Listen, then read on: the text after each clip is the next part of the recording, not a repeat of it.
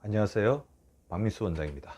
오늘 제가 말씀드릴 주제는 과연 화를 많이 내는 사람이 건강에 위험할까? 걱정을 많이 하는 사람이 건강에 위험할까? 그 부분에 대해서 말씀을 드릴 건데요.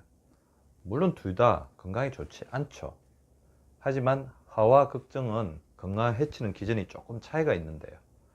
오늘 이 영상을 보시고 본인이 취약한 지점을 발견하셔서 화나 걱정을 줄이는 방법에 대해서 저의 조언을 받아들이시기 바랍니다.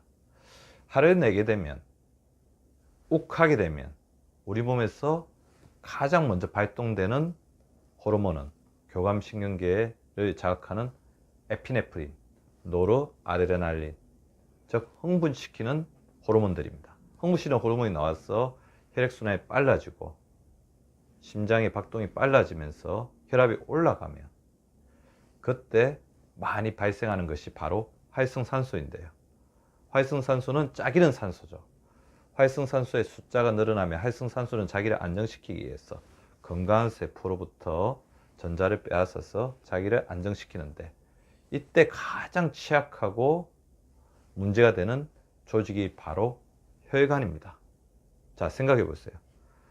에피네프린에서 혈액순환이 빨라지면 심장이 부담을 가지게 되죠. 여기 나와서 많이 발생하는 활성산소가 가장 많이 공격하는 기관도 혈관입니다.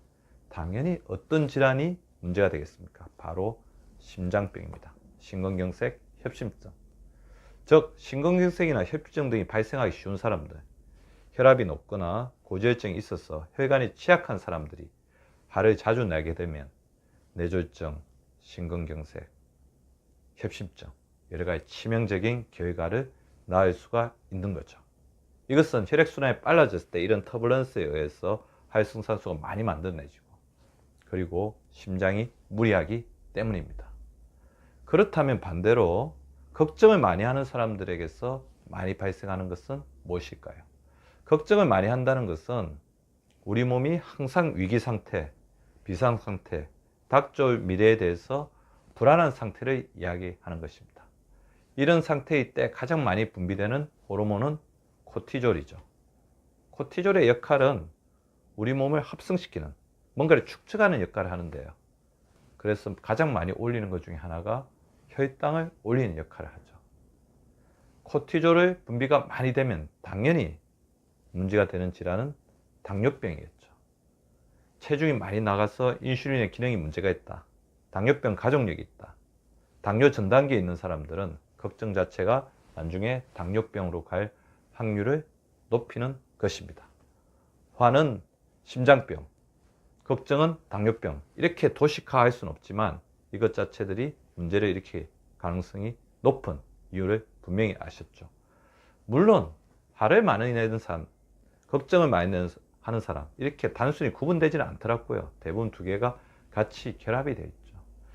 자, 그러면 화를 많이 내는 이유는 과연 무엇일까요? 그냥 저 사람이 미워서 그런 경우도 있지만 가장 많은 경우를 제가 돌이켜보면 자기가 뜻하는 대로, 저 사람이 내가 바라는 대로 하지 않기 때문인데요. 그것은 give and take의 논리에 너무 충실할 때입니다.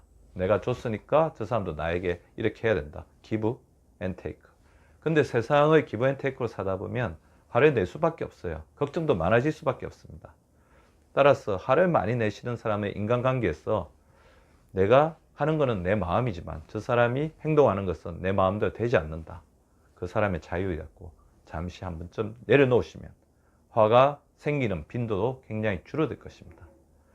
걱정은 이제 불안에서 시작되죠. 미래에 대한 불안, 현재에 대한 불안, 다른 사람들이 자기를 어떻게 생각할까에 대한 불안 때문에 생기는 건데, 걱정을 많이 하시는 분들의 특징이 있어요. 가장 먼저 자기가 이렇게 일어난 일에 대해서 굉장히 심각하게 생각하죠. 그리고 현재 이 부분을 해결하지 않으면 큰일 날 거라고 생각하는데, 걱정의 대부분은 시간이 잠시만 지나면 반으로 줄어듭니다. 아예 없어지기로 하죠. 그러니까 지금 걱정을 하고 있다면 조금 시간이 지나면 괜찮을 거야. 두 번째, 이제 걱정을 많이 하시는 분들이 또 이제 취약한 부분은 이 걱정이 자기에게만 일어난다고 생각하는 자기 특수성입니다. 여러분이 생각하고 있는 걱정은 여러분에게만 일어나지 않습니다. 다른 사람들이 또 똑같은 걱정을 하고 있으니까 너무 본인을 자책할 필요는 없고요. 마지막으로 걱정하는 사람들이 가장 스트레스 받는 부분은 왜 이런 쓸데없는 문제로 걱정할까? 걱정하는 자신을 걱정하는 거죠.